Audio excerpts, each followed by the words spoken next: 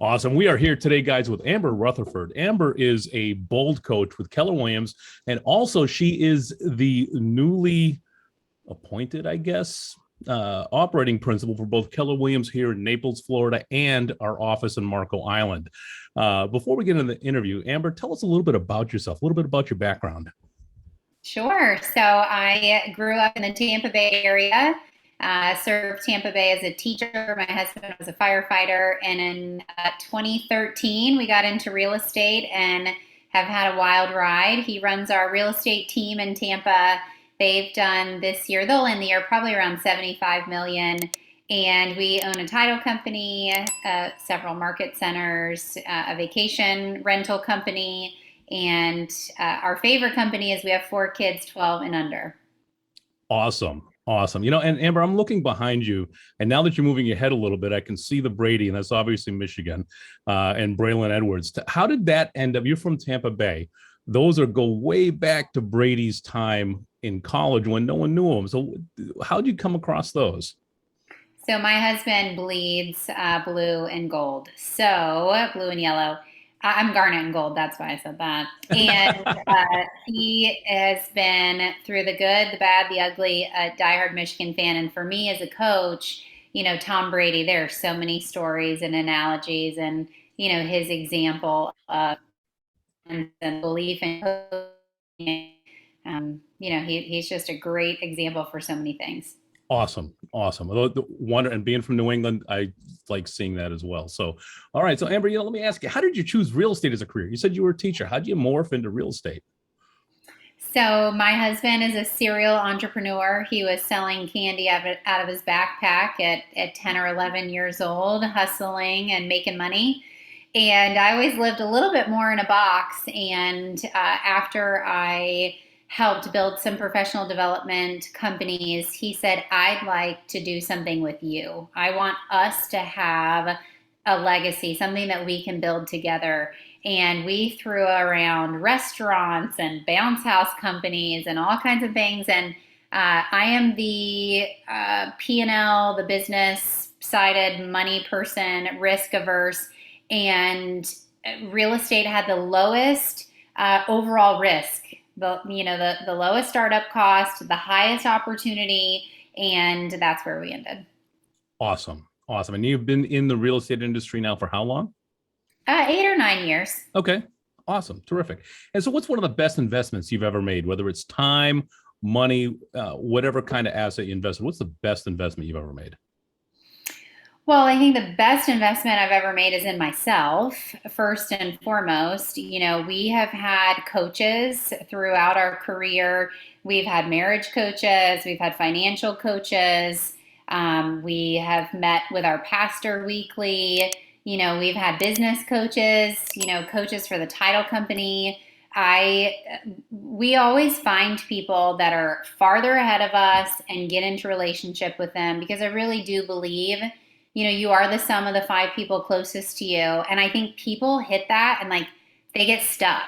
Well, where am I going to find these 5 people? Unfortunately or fortunately, change the way you look at things and things you Mm-hmm. look at change. You can pay for that circle. They're called coaches, great people who are further ahead of you in the game that you can learn from.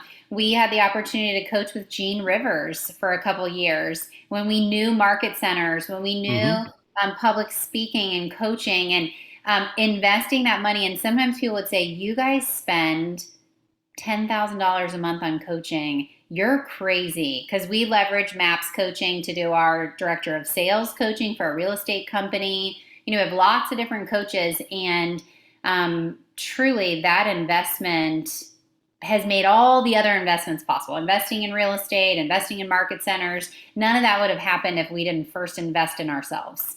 Excellent. I love that. And, Amber, you're probably the 10th or 12th interview I've done like this. The first person that focus on themselves to make themselves better in order to make other people better. Not saying that that is the be all and end all. It's just a very unique perspective, and I appreciate that very much. Thank you. So, what's one quirk or odd thing about you that most people don't know? That I grew up, I mean, I think about my mom. She laughs at me all the time. She says, who are you? Who is this human? You are not the child that grew up in my house. So I was wildly disorganized, had a little bit of a wild streak in my teens and maybe early 20s. Okay. Yet I've come full circle, like to the point of, we're involved in so many different things. We have 4 kids.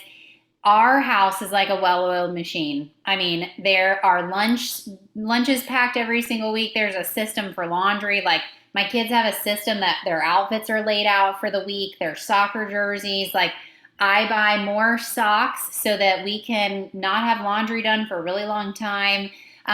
It's like freakish the amount of organization that I have learned. So I think there's hope for all of us, that even though you maybe were not born the most organized person, you can become one. Awesome.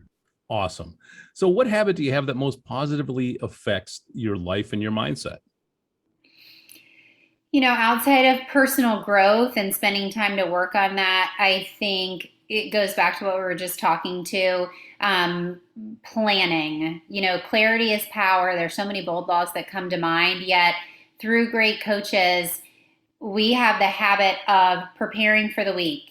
So top achievers, they plan their work and work their plan. And every single year we've got a GPS. This year we kind of, in my mind, 4X'd it and did Hmm. the 12-week year. That made all the difference. Our real estate company has more than doubled. We've had other ventures that have become available because we were nailing these goals sooner. So I think organization, that bleeds down into a monthly 411, a weekly 411, and then even further to take that down to your time block. Like if I say this week I'm going to accomplish these 5 things, well, show me your calendar and where's your appointment that they're actually going to happen. Because if you get organized and you have this great plan, yes, that might be 80% of the battle. However, the habit of actually getting it on the calendar, and it's non-negotiable. Like what's on my calendar, and you saw we had to shuffle 10 minutes, which Yep. pushed 3 different things, and I had to call you and move things around. Having the habit of planning your day, it is huge for me. That's you bring up another interesting point that's been a common theme here. The 12-week year, which you referenced earlier, you set your annual goals. Wonderful. Now, what would it take to do that in 3 months? Mm-hmm. And when you sit back and look at it, absolutely that can be achieved. We all sell ourselves short, and we're doing the same thing inside of KCN. Everything is based on a 12-week year, and it really pushes you to become not only more efficient, but a much better version of yourself along the way. So fantastic. Now, what do you do to reset or refocus if you kind of you get off kilter a little bit? What do you do to reset yourself? For me, it's podcast, books. I oftentimes can get in a funky place with my mindset or just feeling like things aren't happening fast enough. I want more. I want it now. I want it to be better. And, listening to podcasts from great people, from Gary Keller, Think Like a CEO, Empire Builders, my own MAPS coach does a weekly mastermind. Just listening to that anytime I'm in a car, driving, exercising, I turn them on so that I can sharpen my mind. Wonderful. So, what's some bad advice that you most often hear in our profession? And this Yeah. could be a trick question because there's a lot of it out there. Yeah, buy leads, have companies set appointments for you. None of that stuff is, that's eating a fish, not learning how to fish. Like you will never be wildly successful and accomplish all of your goals if you're chained to someone else producing a lead for you. So I think that's a big one. And the other thing is around money. I think in our industry, to have the flashy cars, to do the different things is super important. And yes, I think that projecting an image is important, and yet there are other ways to do it. I saw someone post on social media, and I don't have judgment around this, Mhm. yet inside it made me sad. I'm so proud of my 19-year-old for financing this $50,000 car with no money down. And in my mind, all I can think of is we are proud that we're teaching debt, a depreciating asset, consumer debt. Like that, I guarantee that thing is $700 a month. That if That makes me we cringe just hearing that. had a 19-year-old putting $700 a month towards a real estate investment, towards any other investment that is appreciating.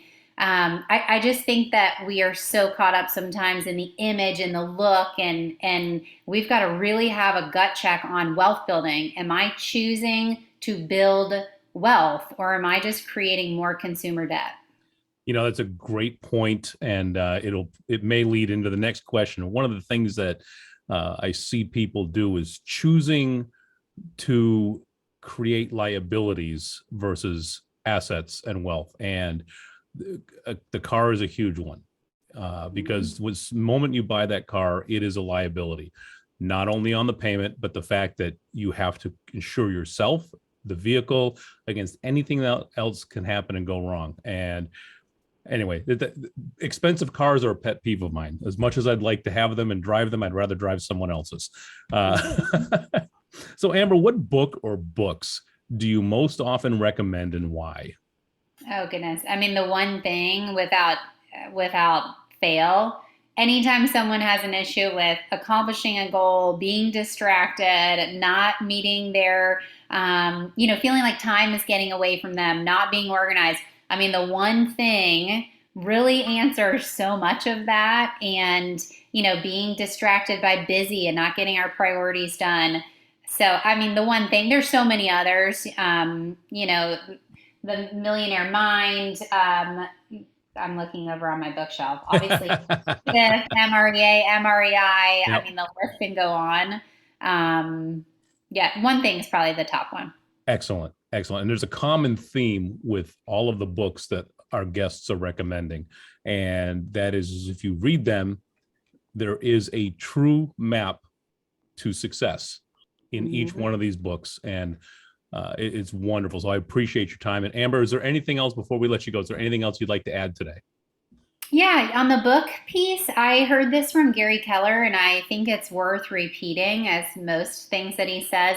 Um, you know, I think that we all need to identify a system of how do we become a bad you know what. Okay, so like, how am I playing at the top of my game? And that is truly your system and model for yourself.